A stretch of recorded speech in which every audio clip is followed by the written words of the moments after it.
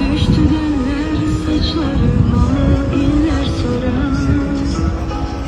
Soyu insan bağrında gül.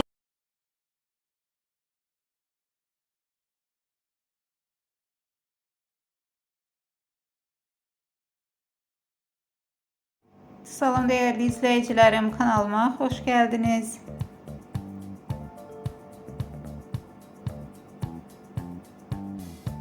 Türkiyəli aktrisa Yağmur Yüksel Bakıya gəlib. Gözəl aktrisa paytaxtdan etdiyi paylaşımlarla izləyicilərinin diqqətini çəkib.